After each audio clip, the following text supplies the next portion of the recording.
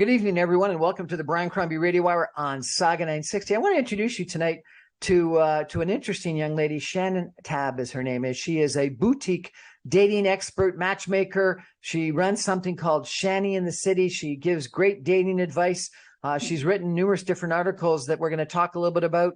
And it's coming up the holiday season, and it's a scary time for many people to be out there dating. And so I thought it'd be interesting to check in with Shannon or Shanny in the city and get some matchmaking and dating advice from a matchmaker and dating expert. Welcome to the show. Thank you for having me. Hi, Brian. My pleasure. So off the top, how the heck did you get involved in matchmaking and dating advice? So I started my company back in 2010, and I saw a need to really help singles get back out there and, meet people organically. But a lot of times they just didn't know where to start, or they didn't have like the coaching behind them to kind of guide them in the right direction. So I've done everything from shopping and styling, working on confidence boosters, to thinking about their mindset and the type of partner they want to attract in their life. So I think it's a really valuable service for anyone that's looking to actually find a relationship again and put themselves out there. How'd you get into this? Is this like, did you just date a lot, or how does one get the experience to be able to provide this advice?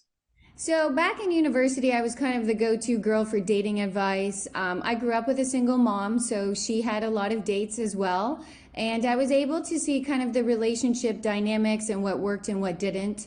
And I wanted to kind of provide that coaching to both men and women and help them, be 100% date ready. 100% date ready. So how do you get someone 100% date ready? Date ready. Yeah, so it has to, what I do is I kind of assess your lifestyle as a whole. So we look at, the relationships you already have with people, your financial status, your health and wellness, your career. Like, are you happy in all of those areas?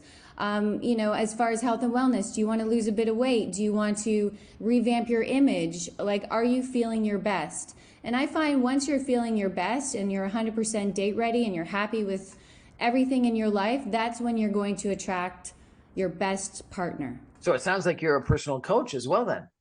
Yes, I'm also a life skills coach, which I studied at George Brown after university, just for fun.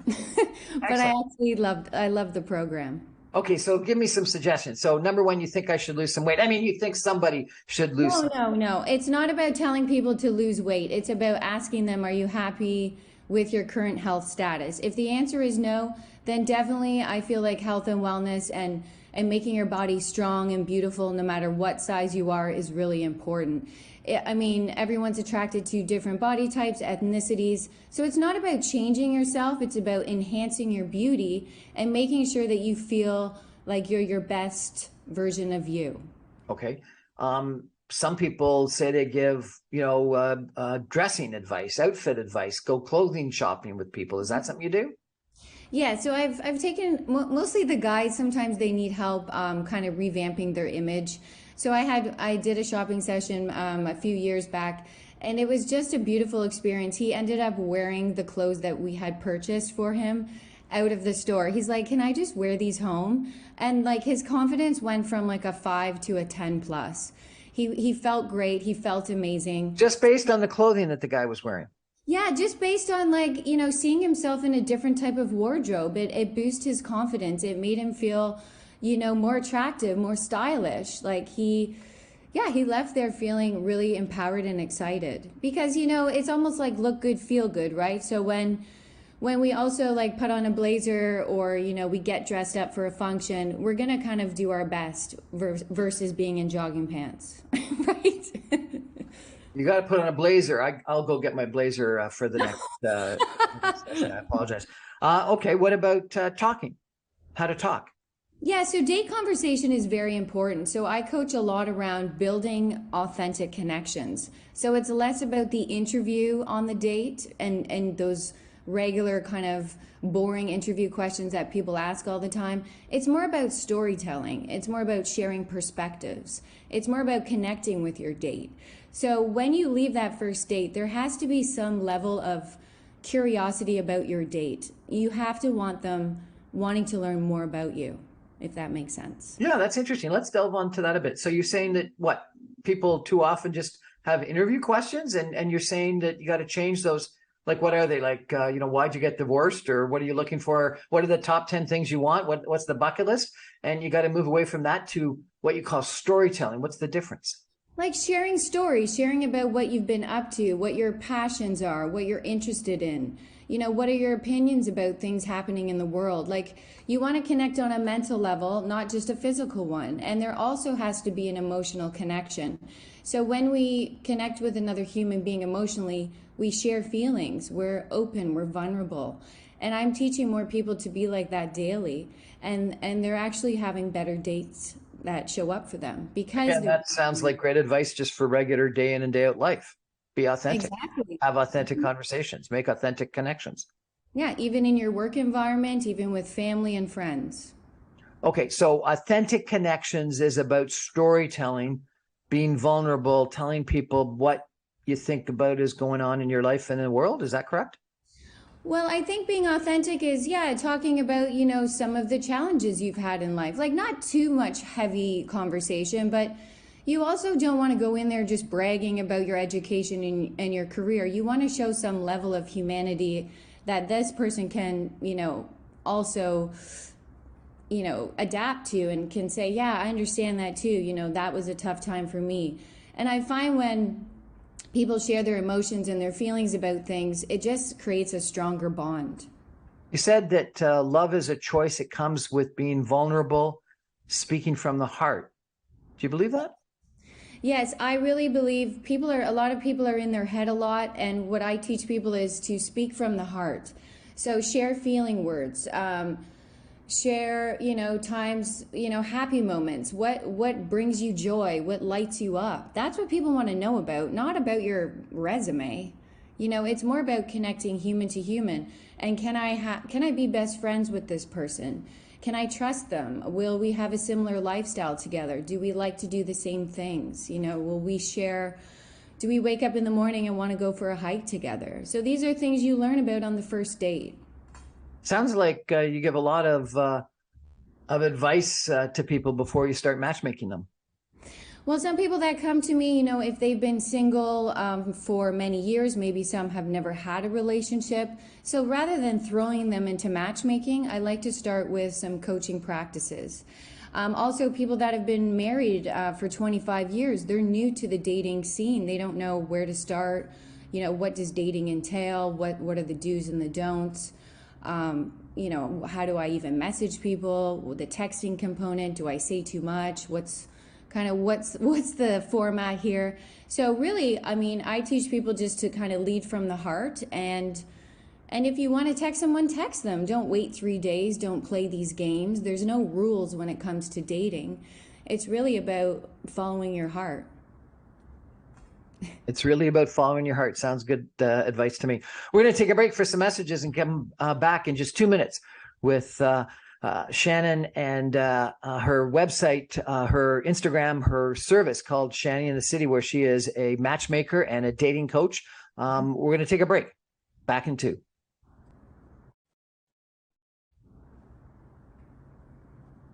Welcome back, everyone, to the Brian Crombie Radio Hour on Saga 960. We're chatting tonight with Shannon Tebb. Tebb or Tob? Tebb. Tebb. And she runs a matchmaking service and a dating coaching. Her website is what? Shanny in the City? ShannyInTheCity.com. ShannyInTheCity.com if you want to access any of her services. She's also got a Instagram post, Instagram page that I like following because she posts some fascinating things, which is similarly Shanny in the City. And she's written a bunch of articles, and we're going to talk about some of those articles. And I have put on a blazer because she said that to look your best, you got to put a blazer. But, it's interesting because I feel more confident when I've got a suit on or a blazer on or a sports jacket on. And so much of what you've talked about, Shannon, is confidence, and that confidence makes you, I think, more confident, make more self-confident, obviously, but I think it makes you more attractive. I think it makes you more willing to have those conversations that are more vulnerable and more authentic because you're more happy with yourself. You've got a better self-image, don't you think? Correct. I think confidence comes from the inside out. And when we really learn about the type of person we are in this moment and not thinking about the past or not labeling yourself as a divorced mother, but thinking about now I'm a, single woman that's looking for love. So it's also about rebranding yourself. And that will also help, enhance your confidence because now you're kind of looking at yourself in a new way, right? So when people come to me for matchmaking, it's really about diving into, why is finding a relationship important to them? What are their partner preferences? There's many dynamics that go into that. I found a list that you posted kind of interesting, and maybe we can talk about it a little bit about Sure. some of the suggestions you had. Dating starts with setting boundaries, knowing your worth, loving yourself first, communicating needs, leaving the past behind, breaking old dating patterns, being clear with your intentions, and enjoying the dating journey. Correct. That's a really interesting list because a lot of it is just sort of all about you and about your attitude toward going into meeting someone new. Yes, it's really about mindset and, going in clear. It's not about here are the dating tips to get you that second date or, it's more about, setting your boundaries. So are you, making sure that you're not letting anyone get physical with you too quickly? What is your worth? Are you feeling confident? Are you feeling really good? Do you believe that you're worthy of love?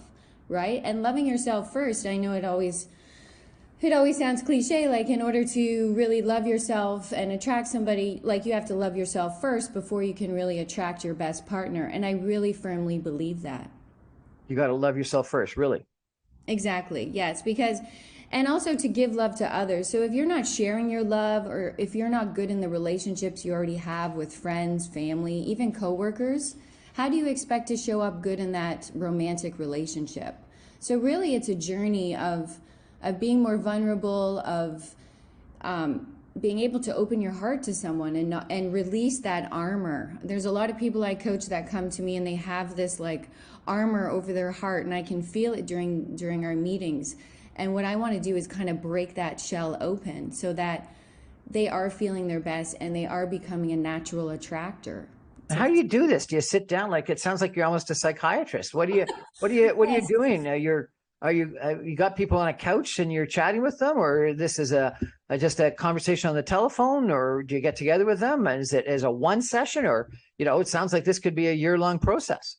It could be one session, it could be 5 sessions. It depends, and it's funny because each session I don't go into it with like kind of a formal plan. It's more about the client just speaking, and I'm able to coach you on the spot based on your needs. So at the end of the session, I give you kind of homework to do so that you're really putting those suggestions and tips to use. It's not just about reading material, going on YouTube, jotting down a bit of tips, and then not doing anything about it. I read it.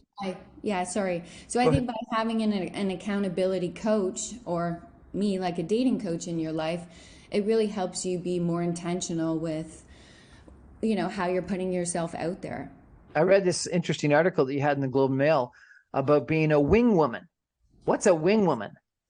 So I created this back 6 years ago. Yeah, the Globe and Mail interviewed me, and one of the journalists actually hired me to take her out. And it's a great service that I created for singles new to Toronto, a lot of divorcees that may not have a singles network of people to go out with. So I offered to be a wingwoman and teach singles how to connect, face to face in a social environment. And I find that's how people learn when they're thrown into kind of the lion's den and have to kind of, role play and chat with people, and how to approach women, how to approach men. What are we wearing? What is our body language like? How is our energy showing up? So I think by creating this wingwoman service, it really helps people take that skill set and apply it to everyday life that they can do on their own. It sounds like a lot of those things are relative and and relevant to meeting people in bars or in social settings. Exactly. Given the pandemic and everything that's gone on, is that still happening today? Are people still going out to meet people in bars and restaurants?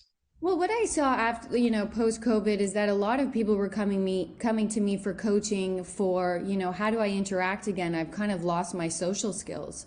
So getting comfortable in those social environments again. And yeah, people are going out. They're, going out for happy hour. They're going to events. There's wine tastings. There's now larger events. But it's about your comfort level. If you don't want to put yourself in those large environments, then choose more, intimate events, or you can still do online things as well to connect and build a community. So this process, you're sitting down with people and you're talking to them and you're giving them coaching and advice, and for some people it goes on for a while. Sometimes you actually go out with them and are a wingwoman. Mm-hmm. How do you find, are people very different than after that process? Yeah, it's amazing how empowering they feel, and how, one person said, you've changed my life, like just one coaching session. So that's why I really love what I do, because if I can provide advice and be a coach and help people like see a different way, and improve their mindset, to me that's the bottom line, is helping them find that relationship, be a great partner, and really be happy, right? Because life is meant to be shared, and we all want love, right? We all want love to show up for us. So even during COVID, I was still very busy with work, because kind of my marketing thing was, humans still need human connection, no matter what, no matter if it's through a screen or through FaceTime or having a video chat or, a phone conversation. We still want to feel loved and wanted from others. Another one that you talked about, which I found kind of fun, was that you said people had to have fun and that and play, and that I guess that you had met some guy that was just too serious and didn't allow himself to have some fun and play and let loose. Yeah, so I work with a lot of, high level CFOs who, some are workaholics, right? And I always ask people, like, how do you play? How do you let loose? How do you have fun? And some of them, we would rate that out of 10 and it would be a 2. So now they're tapping into their inner child. I think it's very important to play, even in relationships. You have to have fun with your partner. You have to laugh. You have to be playful. So whatever that means for you, right? Like thinking about, maybe it's dancing around the house and cracking open a bottle of wine and singing to 80s music. Like that's what I love to do, right? So it's really what kind of lights you up, and how do you play and take a break from work and really just, decompress and like help yourself kind of recharge again. So this client of yours that you got to try yoga and get out there and have some fun, you said you were going to check back in with him to see how he did with his homework. How did he do? Oh, he loved it. He went to the yoga class on his own, something he's never tried before. He's expanding his hobbies and interests. He's meeting new people. Even if you're out there just meeting new friends, some women and men don't even have like a good network of friends. I know Toronto can be kind of hard to adapt to a new city. Sometimes if you're new here, it's hard to build friendships, right? People are already in their groups. So that's why I really encourage people to think about the communities they're already a part of, and what are some other communities that they could join to expand their social network. So I'm a big believer in that, because I find when you have friends, when you have a busy life, when there's things going on, that's when your social proof and value is kind of raised and you become, more attractive. Well, you talk about being adaptable. Exactly. Mm-hmm. I guess that's pretty important in dating and in life again. So a lot of the suggestions that you're providing to people are helpful in dating, but they're, as you say, you're a life skills coach. They're really important in life generally. Yes, being adaptable to your environment, and how do you deal with change? How do you deal with dating rejection? Are you going to harp on it and think you're a terrible person and nobody loves you? Or are you going to switch your mindset and say, hey, that's okay. That person's not for me. I know my value. I know my worth, and I'm going to keep putting myself out there and eventually get closer to finding my partner. Okay, well, you talked about this as well, which I found kind of interesting. What did you What's your suggestion on how to deal with dating rejection? Yeah, say it out loud. That's not my person, and that's okay, right? So you have to like really tell yourself it's okay if I've been rejected, and maybe you've even been ghosted and you've had no reason, right? If it is bothering you that you didn't get that closure, I actually had a call the other day with a girl, and I said, you know what, you could always reach out to him and say, we were planning on going on a second date. Are you still up for that? Question mark. And if he says, oh, I'm not really interested anymore, maybe ask why, like, because the first date went really well. So ask the questions that you want answers to. So it's really about getting comfortable, being uncomfortable, and kind of diving in a bit further to, was there something I did on the date that you didn't like? Or do you have any feedback, right? So that we're always learning and growing. I've heard this ghosting term a lot lately. What's it all about? Well, ghosting is when, you go out on a date and you think everything went well and, all of a sudden you just don't hear from the person again. You can even get ghosted if you've been seeing someone for a couple weeks or a couple months. I mean, it's a terrible feeling because you're left in the dark. So this is what really impacts people when it comes to dating and their mindset, because they've been ghosted maybe a few times. Their value, their level of value is kind of, and their confidence is, their confidence goes down. So that's where, as a coach, I have to come in and think about, hold on, let's put that aside. Who are you? What are your best attributes? What value can you add to a relationship? Why would somebody want to date you?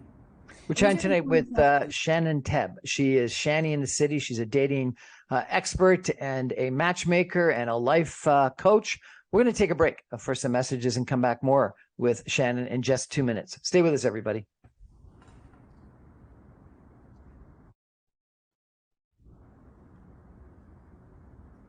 Welcome back, everyone, to the Brian Crombie Radio Hour on Saga 960. I'm having a fun chat tonight with Shannon Tebb, who is Shanny in the city. She is a dating expert, a dating coach, a matchmaker, a life skills coach. Sounds like she just helps everyone with everything. And it sounds like kind of fun. Her website is shannyinthecity.com if you want to avail yourself of her services. And I follow her on Instagram, Shanny in the City, just because you post some fun stuff, which is kind of interesting, and so that's enjoyable. Shannon, during the break, you were saying people get sort of burnt out with online dating, and they just do too much swiping. Tell me what's that all about? I'm not familiar with it. Well, sometimes, people go online and at first they're getting matches, but then things fizzle out. So they keep kind of over swiping, they're over messaging. Maybe they're talking to too many people at once. So they have like 5 connections, but then one thing they lose momentum with, a few of those people. And yeah, it almost becomes a bit of an addiction, right? So you're swiping, you're always looking for, something better.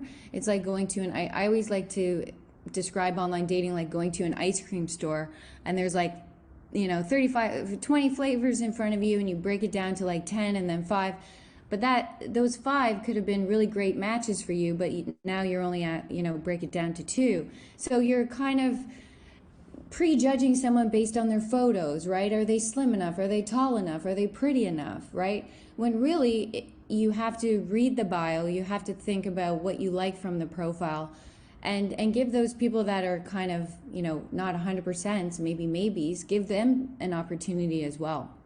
So I think with online dating, there's that proximity of choice. So especially the guys, they know that they can, have 3 dates a week, where the women are finding kind of less quality online, and the men are kind of finding like they're having more dates because there's more females on there, right? Are there more females online than males? Well, I would say Toronto in general has way more single females than single men. So men are definitely at an advantage. Really? Why is it that you'd have more single females? It's like Toronto's just filled with women. Like there's, even if you like stood on the corner of King of Portland, there's like, for every 10 girls, there's 2 guys. Like it's just heavily saturated with amazing single women in their 30s, 40s, 50s. And I find like the men are kind of harder to find. I'm lucky as a matchmaker that I do get I work with guys as well, right? Men who want to source out matchmaking because they've also maybe not into online dating and they want the privacy and they don't have the time to manage the online dating. But yeah, it's online dating burnout is a thing, right? So I think if you're getting frustrated, if you're feeling exhausted, know that it's time to take a break and just put the phone down and do something else for you, like practice self-care, do something fun for yourself. And with this plethora of online dating stuff, does it make your job more difficult, or do people get burnt out of online dating and then come to you? yes, it's pretty much scenario two. So matchmaking is kind of that end result, right? Like they've tried everything, they've tried the online dating, and maybe the number one thing I hear is I'm not finding the quality online, or there's no vetting and screening. So you can waste time with somebody who you meet online and may not even want a relationship. So that's your time wasted. So a lot of people are more intentional since COVID and everything. People are more intentional with their time, who they're spending it to. They don't want to just go out and meet anyone, right? It's more about, I'm going to do a little screening first, maybe talk to them on the phone, get a sense of their personality, hear their voice, then decide to meet with them. I found a really interesting video that you posted where you talk about you don't chase, you attract. What do you mean by that? Yeah, so it's about being a natural attractor, right? So it's not about chasing somebody. If they can't see your value and if they don't fully want you, you don't need to chase them, right? Life is precious, life is short. You want to live in each moment, but you have to also trust yourself and trust your gut, right? If this person isn't showing up for you and giving you what you need as a single woman and fully committing to you, then you have to put that person aside and say, you know what, I think you're great, but I'm looking for this right now, and I feel like you're going in a different direction, and that's okay. Like, thank you for your time. Always show gratitude and move forward. Tell me about sort of the advice that you give people at different stages in life. The 30-year-old that's never been married and that's looking for that that marriage and wants kids, or the 40-year-old that maybe has a kid and is going through a divorce, or the 50-year-old that has had kids and doesn't want them anymore. And the divorce happened a while ago. So how do you deal with sort of different stages of life? So for the 30s, I work with a lot of single women, 30 to 35, who are starting not to panic, but they really want children, and they really want to meet somebody, right? So a lot of millennials have put so much time and effort into education and building their careers and getting their condos or their homes, and now this is the last missing piece of the puzzle. So for them, how I explain it to those women is, you're not alone. There's many women that are also in the same boat. So don't panic. Just let things happen. It's going to happen at the right time. So I'm working with a lot of them for matchmaking, and we're getting them out on dates, and they're entering relationships. Now, for the 40-year-olds who maybe have never been married and are single, and they're looking to meet somebody also in their 40s, sometimes that can be a challenge, right? Because the 40-year-old men want to date a bit younger if they've never had children. So really, when I'm working with a 40-year-old or people in their 40s, I always say, expand your age restrictions a little bit, open that up, right? Be open to other ethnicities. Be open to dating older. Be open to dating someone that already has children, even though you don't. Because now we're in that second phase where the guys in their early 50s may have already had children. So you have to it's good to have your top 5 preferences, but also cast a wider net so that you can create more opportunity. Now, for the 50-year-olds, the empty nesters, these are the people that are, going into retiring. They have more free time. So they also, income levels are very important to them. They want to meet somebody that can match their lifestyle. So that to me is, that's their expectation, right? Having someone that can match their lifestyles, financially secure, and they're not going to have that disconnect. And someone, just to enjoy life with. It may not be wanting marriage or living together. Maybe there's a beautiful thing called LAT, which is living apart together. Living apart together. Yes. So Gwyneth Paltrow did this for many years with her boyfriend, and I think now they live together, but they used to have two separate homes, right? So it's like she would go visit him at his place on the weekends and vice versa. So it's living apart together. You're still together as a couple, but you have your own physical space. And a lot of people, like in their, the divorcees, the people who have already been married and dealt with the house and picking up socks and doing the laundry, they don't want to do that anymore. They want to still have their own little space, that they don't have to do that extra housework, but also have a partner and someone they can, have a relationship with and be in love and travel and dine together and all of those things. When you're doing matchmaking and or when you're counseling people, maybe in their 50s or something like that, do you have rules on age differences? No, like if any, some women in their 50s that are really fit and look younger, a lot of times it's hard for them to think about dating someone in their 60s, but it's really about eliminating the age restrictions and thinking about, is this person healthy? Do they do the same activities you do? Is there going to be some chemistry there? Are you attracted to them no matter if they're 63, 64? As long as there's an attraction and you're not wanting to have kids where you have to like limit your age restrictions, then definitely be open. I feel like age shouldn't really matter unless you're wanting to have like a child, and that's an important time for you and you're trying to have children. But really, it's about connecting with someone's like values, lifestyle, chemistry, being best friends. That's what's important. We seem to become a lot more polarized politically. Is politics an issue when you're matchmaking? Sometimes, I've run into cases where there's been the non-vaxxers versus the vaxxers, and that's not going to work out. So I try, when I interview people, I do ask them their political views, and a lot of people are like, they don't really want to talk about it too much. But for the heavy people that are the conservatives, then, that's something I have to think about when I do the matching. What about religion? Do people date across religions, or do you try to keep people within their own religious denominations? Yeah, it's really their preference. Like I've signed on a few clients that are looking for Sikh matches or Muslim matches because that's their religion and they want to kind of keep that and continue that practice with their family.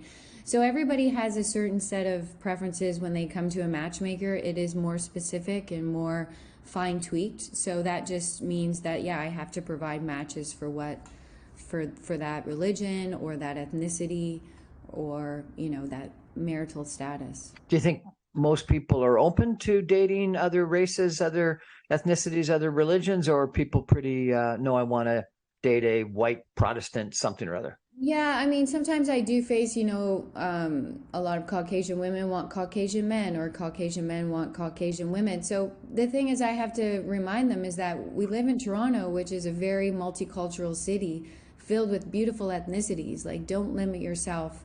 And it's like, well, that's just what I'm attracted to. But another tip that I shared before on Instagram was getting away from your type, right? So a lot of times if you line up exes or people that you've fallen in love with, not all the times are they your natural type. There was something about them that made you fall in love with them, right?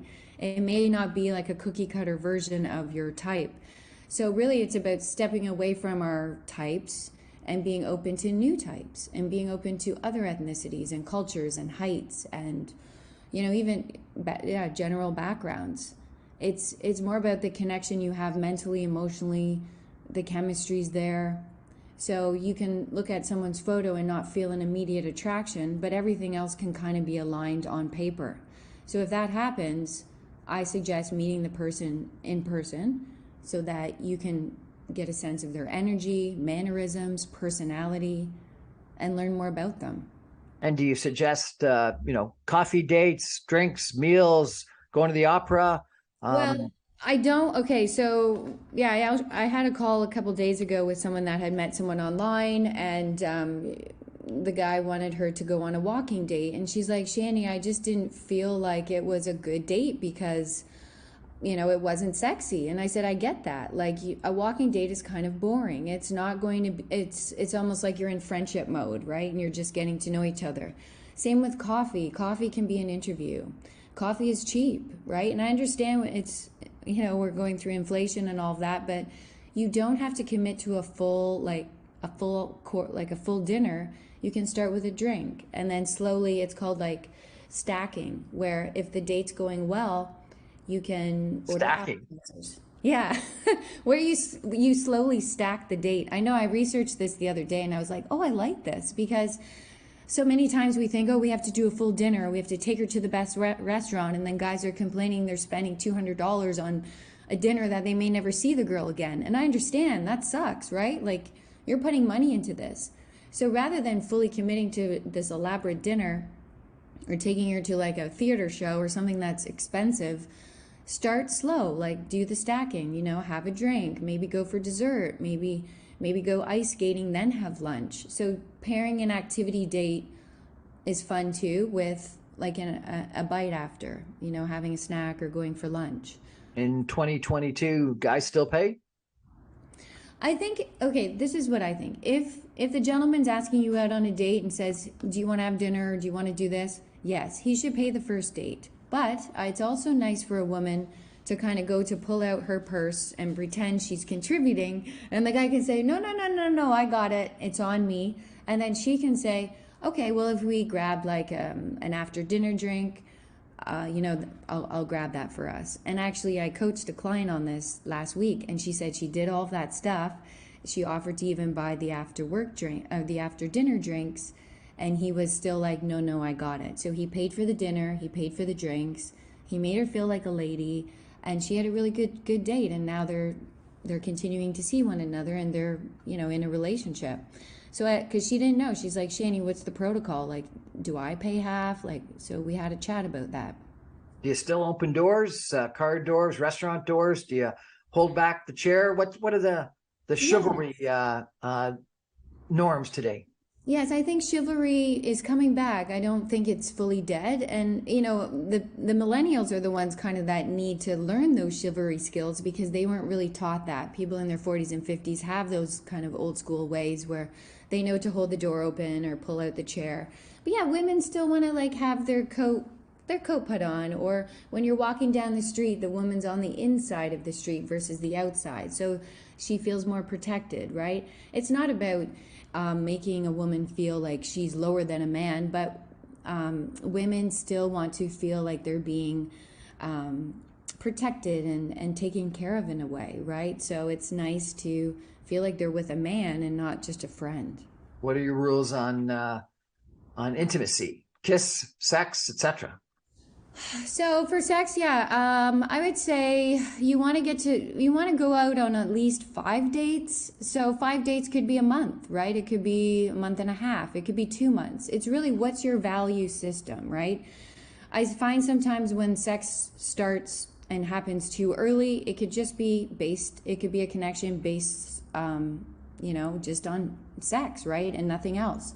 So you have to kind of get to know your match. You have to get to know your date and think about, do they have the partner preferences that would make for a long-term relationship?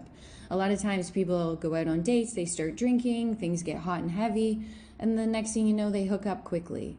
And sometimes those things don't last, right? So that's where I talked about setting boundaries.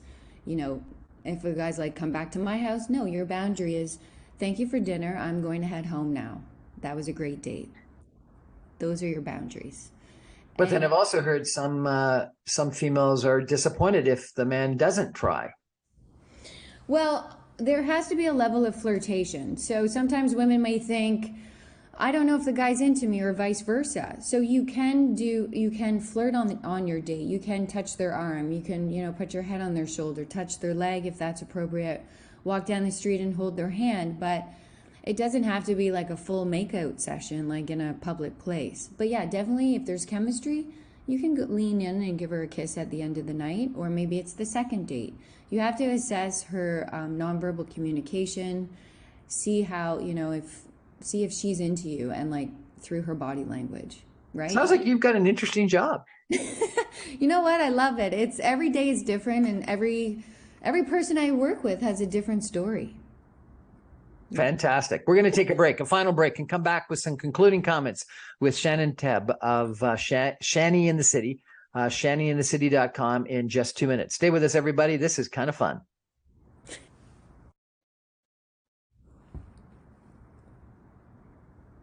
Welcome back, everyone, to the Brian Crombie Radio Hour on Saga 960. I'm getting some great advice, some interesting suggestions from Shannon Tebb. She is Shanny in the City. She is a dating coach. She's a matchmaker.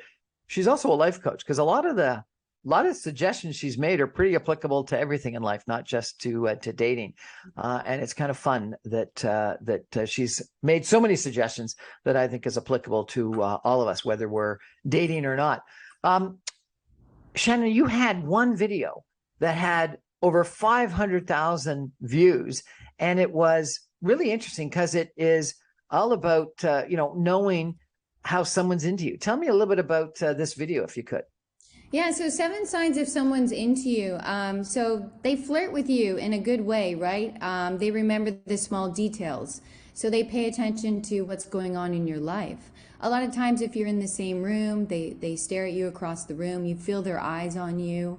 Simple things like that. They may blush or get nervous around you when they see you. When you're together, their body language is close. A lot of times they're kind of like their shoulder or elbow could be touching you, or if you're sitting next to them, your knees could be touching in like a really safe, kind of intimate way. So it's kind of simple things like that we forget about that. So I thought making this video was kind of fun. Yeah, it's one of my most, reels that went viral, almost like 506,000 views. So yeah, it's called 7 Signs That Someone Is Into You. 7 signs that someone's into you. I guess we all need to know or want to know. Oh, and also they communicate on a daily basis. So they are checking in with you, and they're sharing things about their life as well. One tip I have for singles, I always say, if someone's not sharing their life with you, then you're really not in it. So if you're dating someone and hanging out with someone and you don't know what's going on with them, then you're really not a part of their life. And I thought like oversharing all your problems was a bad thing. It's not about oversharing problems, but it's like telling people what you've been up to. Like, oh, I have this meeting at work, or I'm doing this, or I'm going away on the weekend here.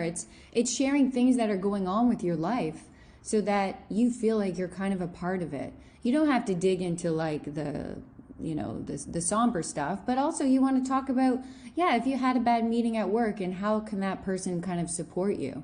If a guy's not sharing stuff with a woman, she feels kind of like, I don't even know much about this person. It just feels like they're hooking up, and that's about it. So that can't really grow into a relationship if 2 people aren't sharing. Another one I really liked was about healthy relationships and some suggestions you had. So what makes a healthy relationship?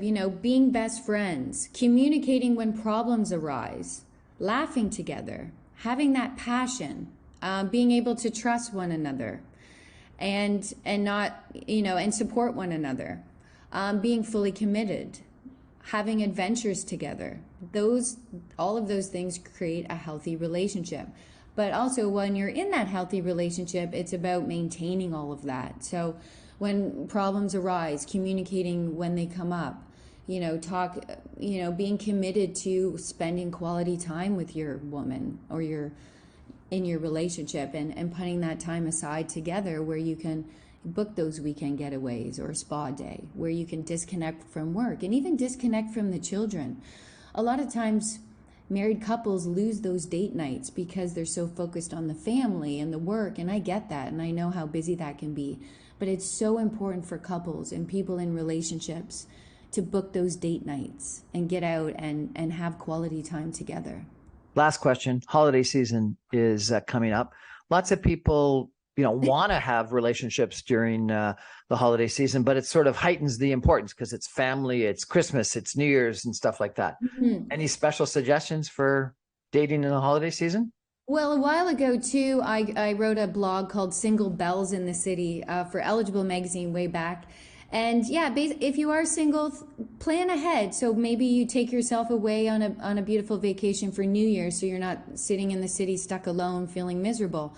So planning ahead, booking a spa getaway with a girlfriend, being more intentional with your time, going out to Christmas events. Maybe you host your own Christmas get together where you say, okay, you're single, but you have to bring a new single friend to the group. So there's more people meeting, and that could be matches that way. So inner circle recruitment is another good tip, where one person brings a friend, or you tell your friends, hey, I'm single and I'm really ready to meet someone. If you know anybody, send them my way. So I think enjoy the holiday season. Don't think about your single status, and make the most of it and have fun and put up that Christmas tree and laugh and get in the Christmas spirit. As we all get in the Christmas spirit, we're putting on gowns for our fancy holiday parties and black tie affairs. Shannon, thank you so much for joining us and giving us some suggestions. Remind us the website that we can go to if we want to check you out. Yeah, so it's shannyinthecity.com, SHANNY-inthecity.com. And your Instagram? The same, Shanny in the City. Yeah, it's a public profile, so you get a little mix of personal as well as professional. Shannon Tebb, thank you so much for joining us and giving us your words of wisdom about dating in the modern world. Really appreciate it. Thank you so much. I love the interview. Thank you, Brian. That's our show for tonight, everybody. Thanks for joining us. Have a great weekend.